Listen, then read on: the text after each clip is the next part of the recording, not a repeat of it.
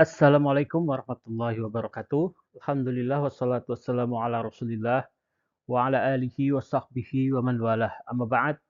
Insyaallah kita akan melanjutkan pembacaan kitab Matan Jurumiyah yang disusun oleh Al-Imam Abu Abdullah Muhammad bin Dawud Sonhaji atau yang dikenal dengan nama Ibnu Ajurum rahimahullahu taala. Saat ini kita ada di pertemuan kelima dan sebelumnya pada pertemuan pertama sampai keempat kita sudah sebutkan ucapan musonif tentang definisi al-kalam, yaitu lafaz yang tersusun dari dua kata atau lebih yang memberikan faedah yang sempurna dan dengan menggunakan ibarah yang dipakai oleh orang Arab dalam pembicaraan mereka.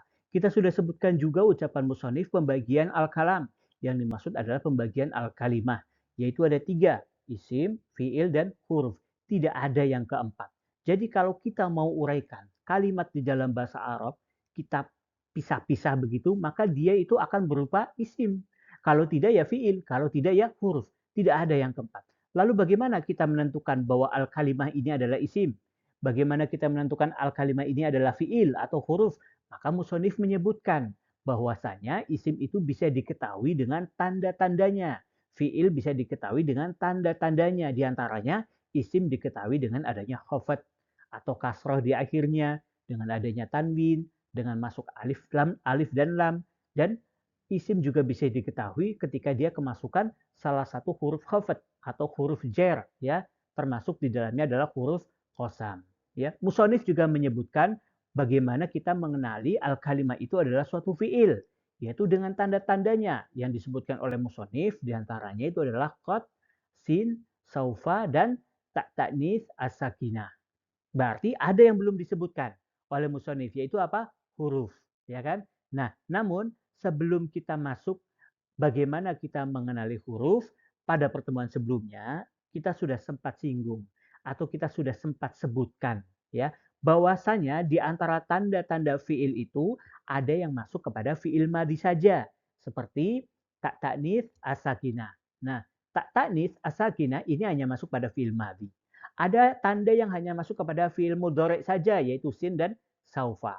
Ada tanda yang hanya ada tanda yang bisa masuk kepada fiil madhi dan fiil mudhari, yaitu qad. Sementara kita sudah sempat singgung, sempat sebutkan bahwa fiil itu ada fiil madhi, fiil mudhari, dan satu lagi fiil apa? Fiil amr. Maka pada sebelum kita membacakan tentang bagaimana mengenal huruf atau tanda-tanda huruf, kita sebutkan terlebih dahulu, ya, lebih detail lagi atau lebih dalam lagi tentang pembagian fiil, dan setelah itu kita bagaimana mengenali tanda dari fiil amr. Sudah disebutkan sebelumnya bahwa fiil itu terbagi menjadi tiga. Yang pertama itu adalah al-fi'lul madhi, fi'il madhi, yaitu kata kerja yang menunjukkan perbuatan di masa lampau. Ya, atau terjadinya itu adalah sebelum waktu pembicaraan yang kita lakukan ini. Pada pertemuan sebelumnya kita sudah sempat sebutkan contohnya najaha, yaitu selamat atau berhasil. Telah selamat, telah berhasil, begitu. Kemudian qoma, telah berdiri. Aflaha, telah beruntung. Itu fiil madi, kata kerja lampau. Mudahnya demikian. Yang kedua adalah al-fi'lu al-mudhari. Fi'il mudhari, yaitu fi'il yang menunjukkan perbuatan yang sedang berlangsung atau akan dilakukan, ya. Sedang dilakukan atau akan dilakukan. Contohnya adalah yadhabu, sedang atau akan pergi. Yaqulu, sedang atau akan berkata. Yarji'u, sedang atau akan kembali. Bagaimana kita membedakan mana yang artinya sedang, mana yang artinya akan, ya? Kalau tidak ada tanda-tandanya, tidak ada korinahnya, kita hanya tahu bahwa ini adalah fiil mudhari saja, begitu, maka kita mengartikannya ya bisa sedang, bisa akan. Tetapi kita bisa memastikan fiil mudhari itu artinya itu adalah akan, ya. Contohnya apa? Contohnya misalkan ketika dia kemasukan tanda fiil, yaitu sin. Sin itu kan artinya akan. Jadi ketika ada sayadhabu, bukan lagi kita menerjemahkannya itu sedang pergi, tetapi akan pergi karena ada sin yang dia itu menambahkan makna mustakbal lil qorib, ya. Begitu. Yaqulu berkata, kalau sayaqulu akan berkata. Yarji'u sedang atau akan kembali. Sayarji'u sudah pasti artinya itu bukan sedang tetapi akan kembali. Begitu membedakannya. Sesuai di dalam konteks pembicaraannya untuk membedakan. Fi'il yang ketiga itu adalah fi'lul amri. Mudahnya kata kerja perintah. Atau kata kerja fi'il yang menunjukkan adanya tuntutan untuk terjadinya suatu perbuatan atau adanya tuntutan supaya perbuatan itu dilaksanakan secara berkesinambungan atau terus-menerus. Contoh fi'il amr yang waktu itu kita sebutkan juga adalah idhab, pergilah. Ya, ini ada tuntutan. Tuntutan apa? Tuntutan kepada orang yang kita ajak bicara supaya dia pergi gitu. Idhab. Idhab ya Muhammad. Pergilah engkau, wahai Muhammad. Begitu. Irji ya Zaid. Kembalilah engkau, wahai Zaid. Gitu. Itu pergilah, kembalilah. Ini ada tuntutan, suatu perbuatan. Yaitu perbuatan pergi, perbuatan kembali. Nah, contoh yang perbuatan, tuntutan atas perbuatan yang diharapkan kesinambungannya itu adalah contohnya ittaqillah. Bertakwalah engkau kepada Allah. Yaitu artinya istimror, berkesinambungan di dalam ketakwaan kepada Allah. Itu ya, fi'il madhi, fi'il mudhari, dan fi'il amar. Kita sudah sebutkan tanda fi'il madhi waktu itu ya. Qad bisa masuk pada fi'il madhi, bisa juga masuk pada fi'il mudhari. Yang masuk kepada fi'il madhi saja apa waktu itu? Ta'ut ta'nis as-sakinah. Yang masuk pada fi'il mudhari saja apa? Sin dan saufa. Nah sekarang fi'il amr, apa itu tandanya? Maka disebutkan oleh para ulama alinahu bahwa fi'il amr itu dapat diketahui setidaknya dari dua tanda. Yang pertama menunjukkan adanya tuntutan, menunjukkan makna adanya tuntutan. Contoh, akrim abaka ya Muhammad. Muliakanlah bapakmu, wahai Muhammad. Di sini ada fi'il amr, yaitu apa? Akrim. Muliakanlah bapakmu, wahai Muhammad. Ada tuntutan. Tuntutan kepada yang kita ajak bicara siapa? Muhammad. Untuk apa? Untuk memuliakan bapaknya. Itu ya. Jadi tanda ini. Tanda dari sisi makna, yaitu adanya tolak atau tuntutan. Tanda yang kedua yaitu bahwa fi'il amr itu dia menerima ya mu'annas mukhotobah. Maksudnya adalah bahwa yang kita ajak bicara, yang kita perintah itu ya adalah ya domir, ya kata ganti yang menunjukkan yang kita perintah itu adalah seorang perempuan. Mukhotobah yang kita ajak bicara. Mu'anas yang kita ajak bicara berarti dia itu perempuan. Ada berapa perempuan? Satu. Mufrad dia. Contohnya misalkan. Utlubil ilma ya Hindu. Tuntutlah ilmu, wahai Hindun. Begitu ya. Ini pertama jelas, memang ada tuntutan, ya kan? Tetapi di sini ada juga ya nih di sini. Ini ya. Ya di sini itu adalah kata ganti atau domir yang menunjukkan bahwa yang kita perintah adalah seorang perempuan. Yang kita ajak bicara adalah seorang perempuan. Yang kita perintah berarti yang kita ajak bicara adalah seorang perempuan mufrad tunggal, yaitu Hindun. Ya, utlubil ilma ya Hindu. Tuntutlah ilmu olehmu, wahai Hindun. Gitu ya. Terus, loh, Hindu apa Hindu nih? Nah, kalau ada ya di sini, ya-nya itu artinya untuk memanggil atau menyeru, maka setelahnya itu dia tidak ditanwin. Seperti ini. Ya Muhammadu. Ya Hindu. Ini nanti akan ada pembahasannya di munada di akhir-akhir atau di pertengahan ke atas lah ya dari kitab ini. Tapi yang menjadi syahid adalah bahwa tanda fi'il amr itu setidaknya ada dua. Yang pertama menunjukkan makna tolak atau tuntutan. Tuntutan apa? Tuntutan terjadinya sebuah perbuatan. Gitu ya. Yang kedua, bahwa fi'il amr itu menerima ya mu'annas mukhotobah. Yang menunjukkan bahwa yang kita perintah, yang kita ajak bicara itu adalah seorang perempuan. Tunggal, mufrad. Demikian ya. Lalu bagaimana kita untuk mengetahui bentuk-bentuknya? Fi'il madhi bentuknya seperti apa? Fi'il mudhari bentuknya seperti apa? Fi'il amr bentuknya seperti apa? Ini sebenarnya itu diajarkannya itu di ilmu sorof. Ilmu sorof. Ilmu sorof itu adalah ilmu salah satu cabang juga di dalam bahasa Arab yang dia itu mempelajari tentang berbagai macam bentuk pola atau pecahan-pecahan kata di dalam bahasa Arab. Begitu. Tetapi yang kita sebutkan ya yang sederhananya dulu sesuai dengan konteks pembahasan kita, kita ingin menyebutkan ada fi'il madhi, fi'il mudhari dan fi'il amr, ya. Nah, kita kenalkan bahwa fi'il itu ya asalnya itu dia punya 3 huruf asli. Kan fi'il itu kan bahasa Arabnya fa'ala gitu ya, fi'lun ya. Maka di sini tuh ada 3 huruf nih. Ini namanya fa fi'il. Ini namanya ain fi'il. Ini namanya lam fi'il. Nah, dari ketiga huruf asli ini dia itu membentuk pola atau yang namanya itu wazan. Wazan. Nah, fi'il itu dia itu banyak. Ada yang apakah fi'il itu bentuknya 3 huruf aja? Fi'il katakanlah kata kerja dasarnya diambil dari fi'il madhi. Apakah dia terdiri dari 3 huruf saja? Tidak.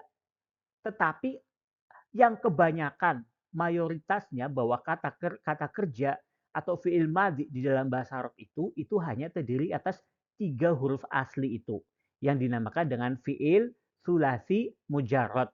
Fi'il yang terdiri dari 3 huruf asli dan sifatnya dia itu tidak ada tambahan, bersendirian. Berarti ada yang tambahan, ada, tapi tidak masuk di dalam pembahasan ini. Kita kenalkan dulu aja di sini bahwa ya fi'il madhi itu bentuknya ya ternyata itu ada ini di sini. Ada fa'ala. Ini fa'ala, ada fa'ila, ada fa'ula. Itu fi'il madhi. Fi'il madhi ya yang terdiri atas 3 huruf asli di dalam bahasa Arab itu wazannya, polanya, rumusnya itu 3 ini. Fa'ala, fa'ila, dan fa'ula. Itu fi'il madhinya. Kalau fi'il mudhari'nya, kalau fi'il mudhari'nya itu yang berubah ya, itu pertama kita ditambahkan ini ada ya-nya. Ya, lihat saja kita wazannya ya. Fa'ala fi'il mudhari'nya menjadi yaf'alu. Fa'ala juga bisa menjadi yaf'ilu. Fa'ala menjadi yaf'ulu. Apa yang berubah kalau gitu? Harokat yang ada di ainnya nih. Harokat yang ada di ainnya. Fa'ala fathah, yaf'alu ain fi'ilnya di fathah. Fa'ala yaf'ilu ain fi'ilnya di kasroh. Yang membedakan ya. Fa'ala yaf'ulu ain fi'ilnya di domah. Begitu. Ini. Fa'ala yaf'alu. Terus fi'il amrnya bagaimana? Fi'il amr itu mengikuti dari wazan fi'il mudhari. Ini yaf'alu, maka di sini kita katakan if'al. Begitu. Ya, disukun. Fi'il amrnya itu akhirnya dia itu disukun. Yaf'alu, if'al. Kalau yaf'ilu, if'il. Kalau yaf'ulu, uf'ul. Ini ada hamzah wasol. Hamzah wasolnya, kalau ainnya dia itu fathah atau kasroh, maka kita bacanya itu dengan di kasroh. Yaf'alu, if'al. Yaf'ilu, if'il. Nah, kalau ain fi'ilnya di domah, kita bacanya baru hamzah wasolnya di domah. Yaf'ulu, uf'ul. Begitu ya. Ini fi'il madhi, fa'ala, yaf'alu, if'al. Fa'ala, yaf'ilu, if'il. Fa'ala, yaf'ulu, uf'ul. Itu. Jadi kalau fa'ala, fi'il madhinya fa'ala, fi'il mudhari'nya itu bisa berubah jadi 3 nih. Maksudnya bentuknya itu ada yang dia itu yaf'alu, ada yang yaf'ilu, ada yang yaf'ulu, begitu. Tapi kalau fi'il madhinya bentuknya itu fa'ila, ini fa'ila, ini fa'ila, fa'ila itu bentuknya fa'ila menjadi yaf'alu. Ini berarti sama if'al. Sama fa'ila yaf'ilu. Ini menjadi if'il. Fa'ila tidak ada yang yaf'ulu bedanya. Kalau ini fa'ala yaf'ulu. Ya kan? 1, 2, 3, 4, 5. Dan satu lagi itu adalah fa'ula. Fa'ula ini fi'il madhi. Namun fi'il mudhari'nya itu hanya 1. Yaf'ulu. Berarti fi'il amrnya apa? Uf'ul. Begitu. Ini contoh-contoh kata kerjanya yang mengikuti wazan ini. Contoh misalkan ya. Zahaba itu fi'il madhi. Fi'il mudhari'nya apa? Berarti yadhabu. Disesuaikan nih.